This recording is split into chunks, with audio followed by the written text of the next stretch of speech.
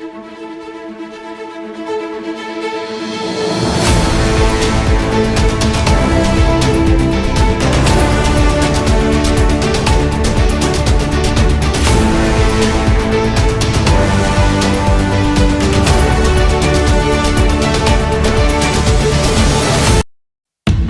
today's special, we turn our focus to the experiences and contributions of the overseas Filipino workers who continue to shape the Philippine economy while sacrificing far from their homes. Good morning, Ka-Fatima. I am your Solia Pera, Ayaga BF Del Rosario. And I'm your Zulia Pero, Royce Tompong, delivering the best of both worlds, where past meets the present.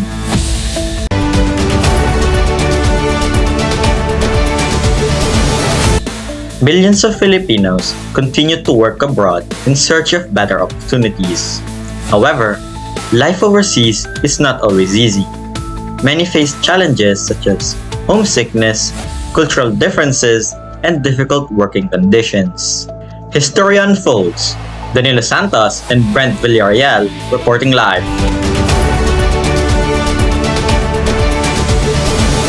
Millions of Filipino are currently working abroad in regions such as the Middle East, Asia, and Europe, taking different roles in industries like healthcare, construction, domestic work, and hospitality. Their remittance contribute to the Philippine economy, helping to sustain millions of households and supporting national development. According to Bangko Sentral ng Pilipinas, billions of dollars from different countries are sent home each year, which strengthens the country's financial stability. Despite the help they provide, many OFW faces serious challenge. These include homesickness, adjustment to culture, and long working hours, and some unfair labor practices. There are also reports of abuse and lack of legal protection in certain countries. This shows a lot of risk they endure while working from afar.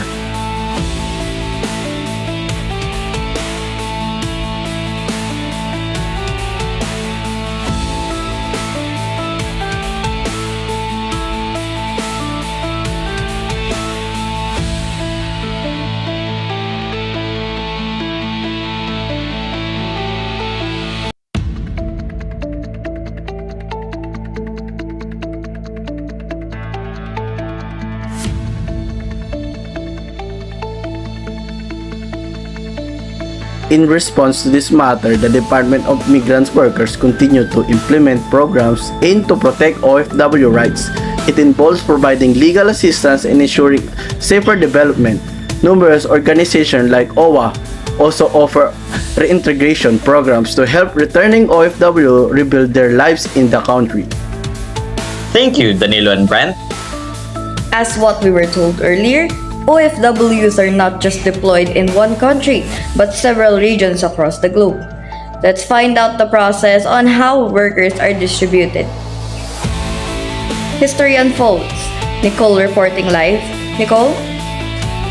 According to the data from Philippine Statistics Authority, the majority of OFWs in 2016 were employed in Asia, having a significant 85% of the total. Within Asia, the largest share of Filipino workers were in Saudi Arabia at 23.8%, followed by the United Arab Emirates with 15.9%. Other Asian countries made up 21.5%, while Kuwait accounted for 6.4%. The data shows that the majority of OFWs are concentrated in Asia, especially in Middle Eastern countries.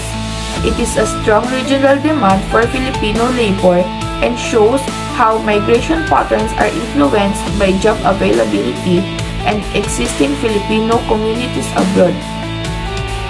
Migration has become a practical option for many Filipinos that are seeking better income. So, Nicole, I'm just really curious. Why do most Filipino workers choose to work in Asia based on the data we see today? Many Filipinos choose Asia because it is particularly closer to home, making travel cheaper and faster. Countries like Saudi Arabia and UAE offer competitive salaries, tax-free income, and a high job demand for fields like healthcare, construction, and domestic services. This is your Sulya Pera Nicole Brandy Misahon. Back to you, Aya.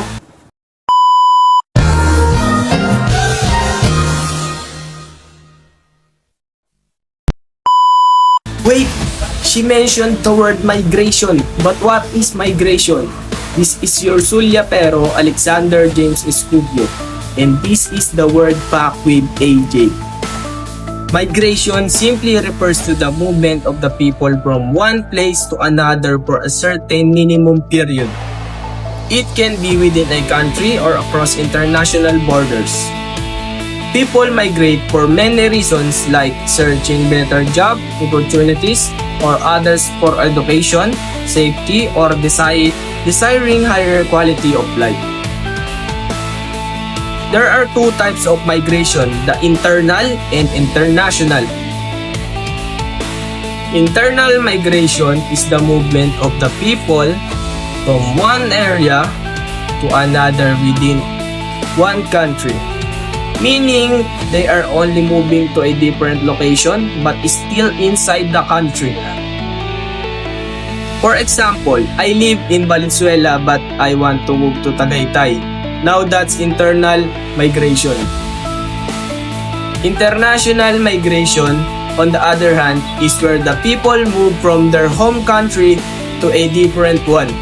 Unlike internal migration, this involves crossing national borders and adapting to a new culture, language, and environment. In the Philippines, international migration is strongly connected to OFWs. There are many reasons why people choose to migrate internationally. This includes unemployment, low wages, and limited opportunities in their home country. Abroad might offer higher salaries, better working conditions, and more stable environments awaiting them. This is Word Pop with AJ. Let's hear additional details from Marla Cantillon. Marla? Thank you, AJ. Actually, international migrants are also categorized. First is the temporary labor migrants, which are individuals who work abroad for a limited time to earn income and support their families back at home. A lot of OFWs fall under this category. There are also highly skilled and business migrants, which include professionals such as managers, executives, and technicians who work for multinational companies or international organizations. Next are irregular migrants, also known as undocumented migrants who enter another country without documents, often in search of employment. Refugees are people who cannot return to their home country due to fear of prosecution, while asylum seekers are those who cross borders to seek protection. Forced migration includes people displaced not only by conflict, but also by natural disaster or large development projects. Family migrants, on the other hand, move abroad to reunite with their loved ones, while return migrants are those who go back to their home country after working or living overseas. These types of migration tells a lot of reasons why people move across borders to today's world. This is your Sulya Pera, Marla Cantillon.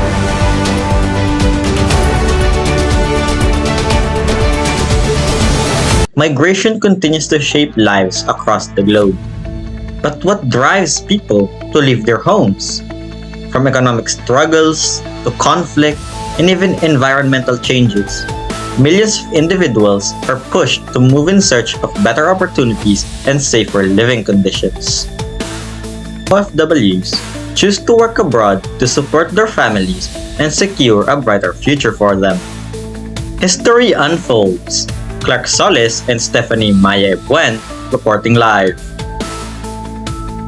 Influenced by several important factors. One major cause is the disparity and income levels, where people move to seek better wages and living conditions. Employment opportunities also play a big role in as individuals migrate to find stable or higher paying jobs. Social well-being influence decisions too, especially their access to a better healthcare, education, and quality of life. Lastly, differences in demographic patterns like fertility, mortality, age structure, and labor force growth shapes migration by creating labor shortage in some areas and surplus in others. Migration is also influenced by the neoclassical economic theory. This explains that individuals often choose to move in order to maximize their income for their families or their own. They find a place where better opportunities exist. Migrants are believed to weigh the cost of moving against the potential financial benefits, treating the migration as an investment in their future. As long as the expected earnings in the destination exceed those in their place of origin, the likelihood of migration increases, while also gradually helping reduce wage differences between regions. This is your Solia Pera, Stephanie Maya Ebuen.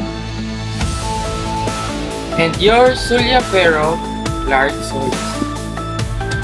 Back to you, Royce SFX.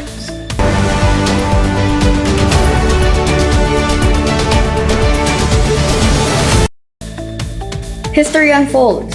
Here is Kevin Singian reporting live to give details about the volume of contemporary migration.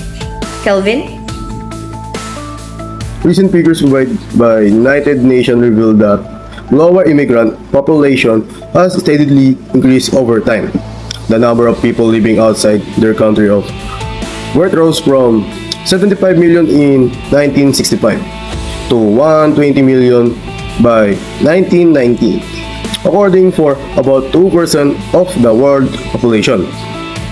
While it clearly showed that immigration growth is slightly faster than the global population, the annual growth rate remained moderate, reaching 1.9% overall and 2.6% between 1985 and 1990.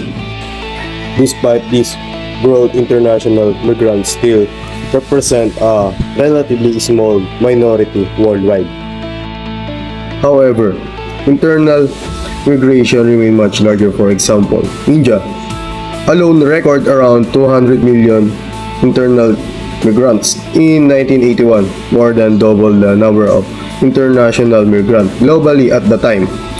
Experts emphasize the migrant contribute to the societal change, particularly because it is concentrated in specific countries and regions. The impact is felt more strongly in certain local areas within both sending and receiving countries. Because of this, it is important that migration is managed in an orderly manner to ensure the protection of migrants and their human rights. Your Zulia Pero, Kelvin Singian. Back to you, Aya. Thank you, Kelvin, and that ends our special news episode for today. As we recognize their efforts, we are reminded of the strength, resilience, and dedication of every Filipino working overseas. Their sacrifices continue to inspire us and contribute greatly to the nation's progress. This has been your Zulia Pero, Royce Tampong. And this is your Zulia Pera, Aya Gabi Del Rosario, delivering the best of both worlds, where past meets the present.